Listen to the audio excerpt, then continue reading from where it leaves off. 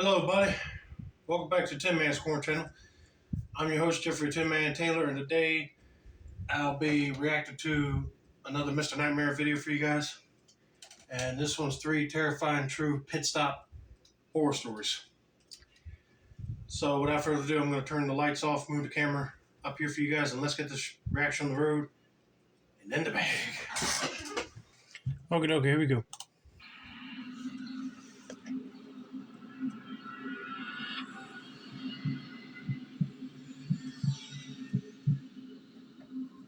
I unfortunately had to move back with my family after my most recent breakup. He and I were living in Boston together in an apartment we got. Just a little word of advice: never sign a lease with someone who you recently got into a relationship with. He was not the person I thought he was. My parents live in Western Massachusetts. If you've ever been to Massachusetts, you know the more west you get, typically the more rural it gets. I'm not a big country girl. I like to be in or near a major city, especially since I'm in my 20s still. My parents' area is super boring. I'm hoping I'm only here temporarily until I find another apartment I can afford myself. Hey, now I'm completely the opposite. I would love more of a rural setting because the city's always too crowded for me. So, in other words, I would not be looking for an apartment in the city for me. It'd be just too noisy. So I'll be staying away from Boston for reasons. I had to get a job back at the urgent care facility I used to work at before I moved. They welcomed me back excitedly, even if it is just temporarily until I move again. The trade-off with this job, though, is that I tend to work undesirable hours, meaning overnights. Though the shifts are easy, they're boring, and they entirely mess up my sleep schedule and social life. Not that social life is even the best around here. After my shifts, sometimes I'll stop for what's considered my dinner, usually takeout since not much is open at these hours. Though this morning, I got out at 4 a.m., and there's a bagel place that opens at that time, and they serve a lot of types of food. So I stopped by there and grabbed a chicken sandwich and a salad. I was going to eat it once I got home. I also had to make a pit stop for gas as well. I stopped at the local Shell station, one of the few gas stations open at this hour that was on the way home. The parking lot for this station is huge, yet I hardly ever see any other cars in there, even during the day. I went inside to pay cash to save a little money. I went back outside to the pump, and there was now another car at one of the other pumps. It was a blue sedan. A guy got out of the car as I was walking over to the pump I was at. As I began fueling, I noticed him start to fuel up as well. I guess he locked the handle in place so that it would automatically keep dispensing gas without him holding it, because he walked through the 2 pumps to my side and then said to me, "Want to see a funny trick?" I immediately hated this interaction. Still, for some reason, I said, "What's the trick?" He then started doing that stupid old trick where you pretend you're pulling your finger off with your other hand by just folding it down. He kept looking down at his hands and then back at me with this kind of sarcastic looking expression, as if he knew what he was doing was stupid, but honestly, I couldn't tell. I fake laughed so that he'd go away, but he didn't stop. He kept doing the trick even after I looked away and tried my best to pretend not to notice anymore. When I felt the click of the gas nozzle indicating that the tank was full, I was so relieved. I quickly relatched the nozzle to the pump and hurried inside for my change. When I came back outside, the man wasn't in sight anymore, yet his car was still there, and the hose was still pumping gas into his car. I didn't want to stick around to catch his attention again. I got back in my car, though just out of paranoia, I checked the back seats just to make sure he wasn't hiding back there. I was about to say that because you never know. He could have waited for you to go inside and get your change and sneak in the back of your car because he might end up robbing you or hijacking the car or something later. But yeah, that is a stupid trick, and I don't know why that guy decided to do that. I'd be like, all right, freak, can you please leave me alone? I'm trying to pump gas. Stop bothering me. I'm calling the cops. Let's see what he does then. But anyway, let's continue. I locked the doors, and then I was back on the road. I was home in about 5 minutes after that. I was so excited to eat my 4:30 a.m. dinner. I picked up the spare from my parents' hiding spot, unlocked the door, and then quickly hid it back in its hiding spot. I locked the door once I entered, as I always do. I went straight to the kitchen to eat. I make sure to be quiet when I get home late so as not to wake up my parents. We only have 2 cars in the family, so I share my mom's car. I didn't need a car in Boston anyway, but since I moved back, I had just been using the hidden spare key they would hide in the front to let myself in. As I was at the table eating, I heard the front door being unlocked and then opening and closing. I stopped chewing and froze to listen. With a mouth full of food, I said, "Mom? Dad?" No answer. I It's didn't that hear any guy. footsteps or anything. I hurried out of the kitchen to take a peek in the foyer. No one was in there. I felt like my heart was in my throat. I ran up the stairs to my parents' room and barged in.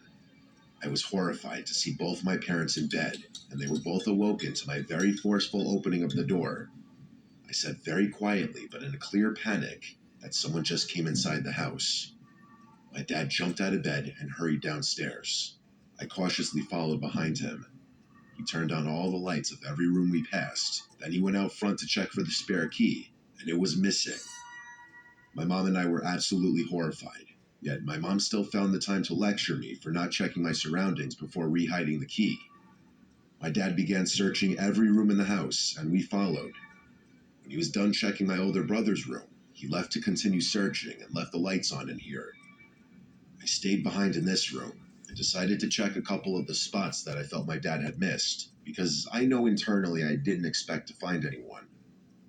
I checked under the bed, and then I checked the closets. Nothing. So I went downstairs to the main floor. It seemed my dad was already checking the basement. I was honestly horrified to go into the basement right now, even with my dad down there. So I stayed on the middle floor with my mom. But curiosity still got me, and I went to the dining room, which is adjacent to the foyer by the front door. I got down on my knees and looked under the table, and there he was. It truly did not feel real. There was that man from the gas station, hiding under the dining room table. I recognized him instantly. I screamed as loud as I could, and in response, my mom started to scream too. My 65-year-old dad came up the stairs as fast as he could, ready to fight this intruder. The man came out from under the table and began fending off my dad, who is at least 20 years his senior. And as my mom and I saw him overpowering my dad, we began doing whatever we could as well, hitting and punching at the man as my dad still held on to him. It was when all 3 of us were attacking him that he finally decided to retreat and fled through the front door. This was when we called the cops, and thank God for a quick response time. However, that man still had the key to the front door. That night, the police left a police car parked in our driveway to deter that man from coming back.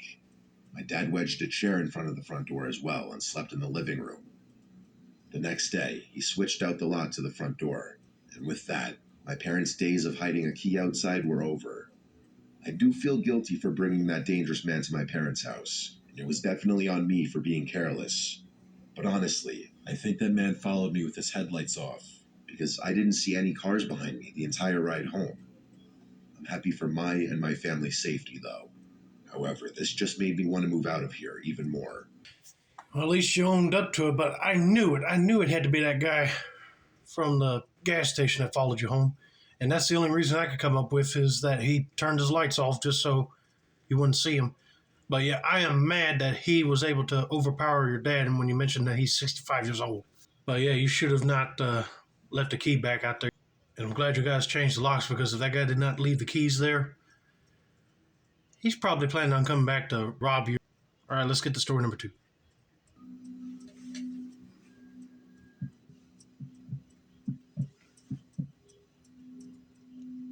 I like driving at night because there's nothing more that I hate than driving in traffic. I'm from New York, Long Island specifically, and the traffic here is truly unbearable. My brother lives in Florida, and I like to go down and visit pretty often. It's a long drive, though. Depending on when you leave, it could be upwards of 18 hours. I like to leave New York very early in the morning, like 2 a.m., so that I could be out of all the high traffic areas by the time any cars are on the road. So it was a Thursday morning at 2 a.m. that I was leaving home to get on the road. I stopped for my morning coffee at Dunkin' Donuts, knowing I had a long, grueling drive ahead of me. The reason I was driving and not flying was because I was going to be down there for a whole month, and I didn't want to rely on my brother to take me everywhere I needed to go. By the time I was off of Long Island, it was after 3 a.m. It was smooth sailing from Jersey. The drive from New York to Florida is very easy once you're out of New York. You take the I-95 all the way down. At about 4 a.m., the hunger was starting to set in, and so I pulled off the I-95 at the first sight of a food sign. I saw Wendy's on the sign, and so I figured I'd get breakfast from there. I skipped breakfast at the house because waking up so early, I feel like your brain doesn't have a chance to realize how hungry you are for a few hours. At least that's me personally. I followed the signs to the Wendy's. I was in some random spot in Jersey. There were no streetlights here. I felt like I was in the middle of nowhere. Just about the only light was from my headlights. When I got to the Wendy's parking lot, some of the lights were on, and I saw a car in the parking lot, so I pulled into the drive-thru. The menu in the drive-thru was lit up, so I thought it was open, but I sat there for over a minute looking at the intercom, waiting for someone to greet me, but they didn't. I even said excuse me to no avail.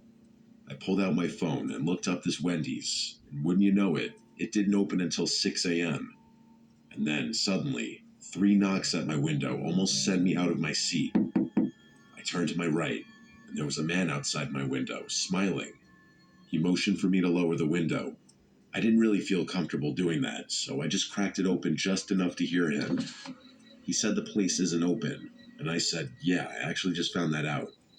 He then told me that he was stranded. He pointed to the one other car in the parking lot over there, and said his battery died. He practically begged me to come help him jumpstart his car. Okay, before he continues on with this story, I just want to say that, yes, if I was driving, I'd rather drive at night too. And if I leave the house without eating breakfast, I'm doing the same thing like he did, try to find a place to go grab a bite to eat real quick and then get back on the road. But I'd be mad if I stopped at a place like this and then it's not open. And also, it's kind of scary to even be there and then somebody just knocks on your window randomly. But let's see how this interaction goes. I told him I don't have jumper cables, and he told me not to worry, he has them in his trunk. I took one more look at his car parked in the corner spot by the woods, and I said okay. I believe in karma, and I knew I'd have bad karma if I left this man stranded in a situation that I could have easily helped him out in. He backed away from the car so I could pull my car next to his. Since he was parked head in, I did the same to align our hoods as close as possible. I got out from my car after popping my hood. He went to go pop his hood and grab his jumper cables. After we connected the cables to the respective terminals, I started my car again. We gave it a minute before I told him he should go try starting his car. He took his sweet time walking inside, but when he tried starting it, the car didn't start. So we gave it another couple of minutes, and then he tried it again. Still nothing. This was weird, considering he had just been driving the car, so his battery shouldn't need that long to get enough of a charge to start again. The guy then asked me to hang on as he walked away and got on his phone. He started speaking in Spanish in a pretty low volume. I can't really understand Spanish, so I wasn't even bothering trying to hear what he was saying. He came back to me after his call and said that his friend said to give it a few more minutes and try one more time. I said okay. I was trying to do the right thing, but I was also hoping this wasn't going to eat up much more of my time. But the last thing I was expecting was hearing the aggressive sound of 2 pickup truck engines flooring it into the parking lot, one from either side of the building. I instantly put it together. I said, oh shit, under my breath as I removed the jumper cables from my battery and shut the hood in a hurry, but it was too late. The 2 trucks pulled up behind my car, trapping me in. I had to think on my feet. I looked at the man, who was still smiling at me, but now the smile looked and felt much more nefarious and evil. The look he gave me was so unsettling, and it's engraved into my memory. I locked my car with my key fob and darted into the woods. I ran in the dark, cutting up my shins and God knows what. I tripped over something on the ground, and at that point, I took that as the time to lay down and make myself as tiny as possible. I heard a few men yelling in Spanish somewhere in the woods. I was so scared for my life as the voices got closer. I don't think it gets any more tense than what I was experiencing in that moment. I didn't know how many there were, I didn't know if they were armed, but I heard at least 3 voices. And then the voices started fading away back into the distance, and I felt a sense of relief until the sound of my car alarm going off in the distance. All of my stuff was packed in the back of my car. Hundreds of dollars worth of clothes, shoes, watches, bracelets. I started making my way back to the parking lot, crouching down.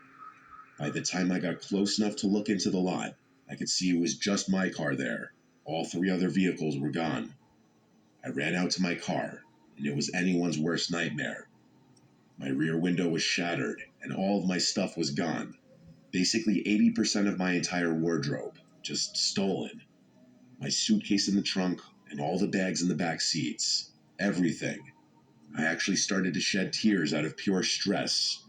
I called the police and explained everything. The officers on scene told me they would have to get the CCTV footage from the Wendy's when they opened.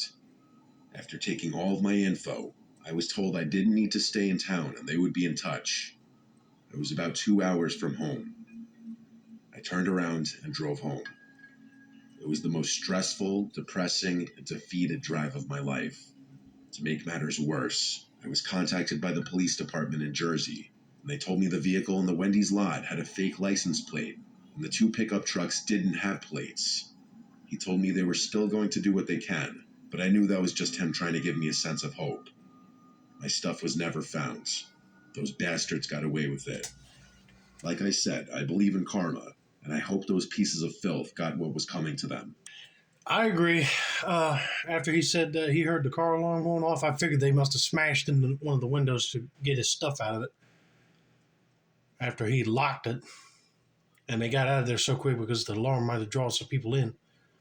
But yeah, they're probably going to be selling all the stuff to like a black market type of deal. You never know. To get the money out of the stuff so they won't be caught with it. And it's bad that not only them trucks did not have no license plates on them, but the other car that he was trying to help jump had a fake one on it. I said, they're smart. They don't want to get caught easily.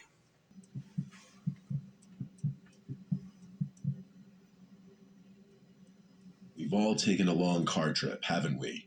We've all passed that rest area sign multiple times, wondering if we could make it another 20 minutes or not before having to take a pee break or stretch. Sometimes you're lucky and get one of those huge rest areas with the big buildings with food and everything. But most other times, depending on where you are, you'll be lucky to get a little one with a tiny building just for restrooms and nothing else. Well, I was on a long road trip. A 15-hour road trip, actually. And a big chunk of that drive was overnight. I won't say from where to where because I don't really think that matters much. But I will say that I was in some bumpy area on the east coast of the US. It was late at night and I was powering through the drive. Not many cars on the road at this hour.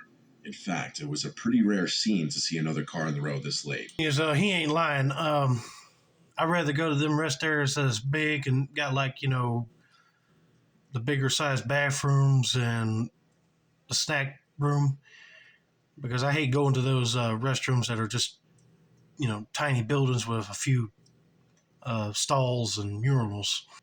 It's like everybody's worst nightmare of claustrophobia come true, basically. Well, a road trip ain't no joke, especially if you go on one for 15 hours. Good lordy. I was reaching that uncomfortable point in the ride where I had to use the bathroom, and I was just getting overall antsy in my seat from sitting for so long. I started keeping an eye out for a rest area sign, and when I saw that familiar blue sign, it felt like a saving grace. So a few miles later, I veered off into the rest area. It was a small one, but there was a restroom building, and that's all I needed. There were no trucks parked here. I'm pretty sure they could only stay overnight at designated truck rest areas. But there was another car in the parking lot. I considered the possibility that whoever it was asleep in their car. As I got out from my car, I stretched a bit, and on my way to the bathroom, I looked at the other car in the lot. But the windows appeared to be tinted, so I couldn't see if someone was inside of it or not. Not that it was a big deal in the moment, I was just curious. I got inside the bathroom, and I was faced with a strange sight. There was a man standing in the corner of the bathroom with his head looking down and his back towards me. At first I thought he was using the urinal, but I quickly realized he wasn't even facing the closest urinal. He was literally just facing the corner of the wall. I paused, and I didn't know whether to say something or not. I almost said, "Are you all right?" But the scene was just too weird. I had to walk closer to him, though, to get to the stall, and honestly, I was almost scared to get near him. I just tried to mind my business and keep a normal pace. Hey, that's what I'll be doing if I see a strange guy like you're describing.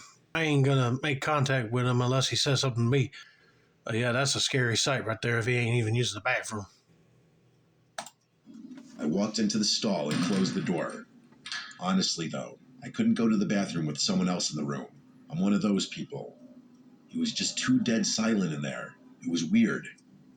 I stood in the stall for like a minute trying to at least pee, but I couldn't for some reason. I flushed the toilet anyway and left the stall. But now, the man had turned around. He was still standing in the same spot, but now he was facing me. I could see his face, and he was looking at me. I'm not one to ever judge someone's appearance, but this man was the scariest looking man I'd ever seen. There was something so unsettling about his face, specifically his eye region. The expression he had was a blank stare. I hadn't had a social interaction in over 10 hours, and this caught me way off guard. Instead of saying anything, I quickly turned and headed out of the bathroom. I got to my car and wasted no time turning it on and backing it up. As I looked in the rearview mirror, I saw that man walking in the direction of my car. I drove fast away to get him out of my sight. I was relieved to get back on the highway. However, that was the only relief I got. I still had to use the bathroom. I was sure it would only be another 20 minutes or so till the next one. I could hold it. I was right. It was about 20 minutes before I got to the next rest area. It was another nearly identical one as the other. Like I said earlier, most are pretty similar. No cars were in this one, thank God. I pulled into a spot right in front of the bathroom and hurried to the stall. And let's just say I felt a lot better very quickly. As I was finishing up in the stall, I heard footsteps enter the room. I thought they'd stop at one of the urinals, but the footsteps came straight to the stall and stopped. I saw someone's shoes through the bottom crack of the door. They were literally standing on the other side of the stall. My first thought was that it was that guy from the other bathroom. He followed me. My social anxiety was handicapping me from saying anything initially, until I finally mustered up the courage to say, "Someone's in here." No response to this, though. Now I knew I was in trouble. The only thing I could do was dial 911, put it on speaker so that the man could hear the operator say, "911, what's your emergency?" I said loud and clear, "I'm being followed by a dangerous man. I feel threatened." As the operator asked my location and details, I answered everything in a loud voice, in a tone suggesting that I was implying a you to the man. Thank God this worked, as the person turned and walked out of the bathroom. I told this to the operator, but said I still would feel safer waiting in here until police came, and that's what I did. A knock at the bathroom door from a police officer was my cue to safely come out. I described the man and the vehicle I saw at the other rest area, the creepy encounter, and then the second creepy encounter at this one. We checked my car as well to make sure it wasn't messed with at all. After determining that he was gone, the officer and I left the rest area at the same time, and eventually he turned off the highway. The rest of my road trip went normal, but damn was this a terrifying night. I bet. I've never been followed before. I know with almost 100% certainty that the person outside of the stall was the same creep that was in the first bathroom. It just feels extra weird because I'm a male. These things I feel like usually seem to happen to women, but I guess it can really happen to anyone. Yeah, I agree with you, dude. This stalker situation stuff don't just happen with women. But that was a good idea to call the cops and put it on speaker just for him to leave. That guy must be on some bad mental problems or something. But anyway, I hope you guys enjoy this video. Don't forget to like, subscribe, turn on post notifications for more Mr. Nightmare content like this. This has been another successful installment of the Tin Man's Corner channel. I'm your host, Jeffrey Tin Man Taylor, and I say that's a wrap, and that's it, everybody.